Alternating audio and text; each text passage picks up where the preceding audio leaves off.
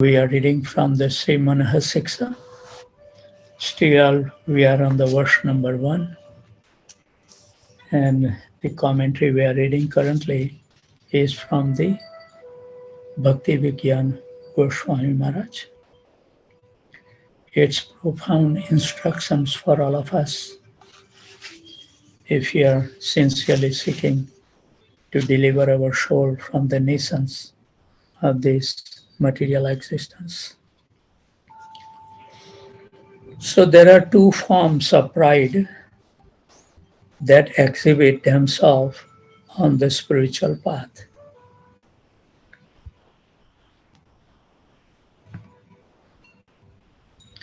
At times, devotees are naturally naive. As a rule, they come with their hearts open and expect a miracle. Most expect something to happen during or after chanting the Mahamantra. If they experience some miracle, they consider it as proof of genuineness of the spiritual path. However, sometimes miracles do not prove that the spiritual path is true. In southern India, there lives a so-called incarnation of God who works miracles on a regular basis. Although he does some tricks, he can also perform miracles.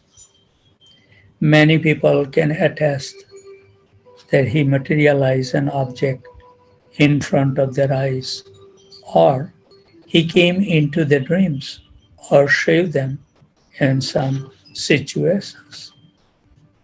At the same time, this person claims he is the complete incarnation of God. Some people in their frenzy get stigmata on their hands and begin bleeding.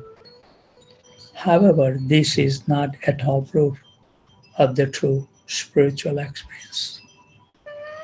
It is not at all proof of their intimacy with God because the mind can be the cause of all these miracles. We can instill something into our own mind and it will work such wonders, making us think God must have come to me. So there are lots of examples of false spiritual experiences, psychics, mediums, magicians, and pseudo-incarnations. Sometimes we even see devotees trying to rush a miracle. We are so impatient. We have spent hundreds of lives here in this material world, wasting our time. And then at last, when we become spiritual, we think a miracle must happen now. God must appear before me. And sometimes he may falsely appear too, even with a peacock feather with a blue body. Bhakti Vigyan Goswami Maharaj is saying that I remember chanting the Mahamantra for the first time with a devotee who continuously had a big blue finger appear before him. Patanjali described false ecstasis or false vision as the last of the obstacle on the spiritual path. This is what is done by one category of sahajas. They sometimes cry, spin, roll on the floor and in the dust. And most surprisingly is that they sometimes seems to have some love of God. But then they go out and smoke a cigarette. This is how this self-importance manifests itself through illusion or false vision and how we are reduced to the sahaja level. I think I will read two more paragraphs, very important. It's on the same line. Srila Prabhupada warned again and again not to rush things. Advancement is supposed to come naturally. Waiting for what is natural is the way the Acharya described. And it is not easy. It is one type of pride to be impatient. We think, I deserve more than what I have. I need my spiritual experience right here and right now. God should come to me, or I should experience some kind of miracle, or I will bring myself to some state to make everyone understand I'm the smartest and the most remarkable. This fault resides in the mind. But there is even a more profound mistakes we can make on the spiritual path.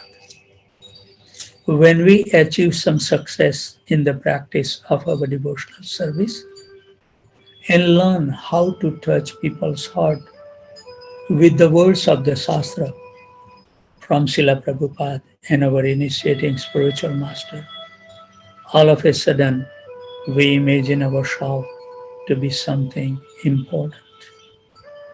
We forgot we have received those merits and achievements from our spiritual master and Krishna. We should always remember that we owe God and our spiritual master everything we have. On no account should we attempt to claim the credit by saying, yes, I made it all happen. So this is very wonderful instructions that our Bhakti Vigyan Goswami Maharaj has shared with us. As we have seen in the pastime of Krishna's also, that Krishna will never accept any kind of bribes. So we have to be very, very careful. If some credit comes to our devotional practices, we should pass on that credit right away to the lotus feet of our spiritual master and Krishna, because we have no ability actually, unless and until we get the mercy of those people, personality who carry the love of Krishna, and with their blessings only we can make the advancement in the spiritual life.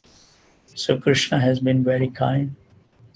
In India, where I am in Surat, it's raining so hard, it's flooding everywhere. So it's like one of my meditation was that, I always think that I'm on the hill and on the valleys was full of water. Everywhere around my heart is water. Nothing we can do, nowhere we can go, nothing we can think. Just simply sit and chant the Hare Krishna Mahamantra and hear this transcendental sound vibration that goes through our ear into the inner core of our heart and give us utmost pleasure to please the divine couple. So let's put all our effort to chant. At least always I say that read the Mahamantra and hear it nicely. Then our journey will become successful very easily. So wish you all the best. Thank you very much for joining. And somehow or other, since I have landed in Mumbai, the rain has never stopped. And it's really, really remarkable after many years to experience the rainy season, which I like the most. So I'm really relishing every moment in India. And everything is working out perfectly.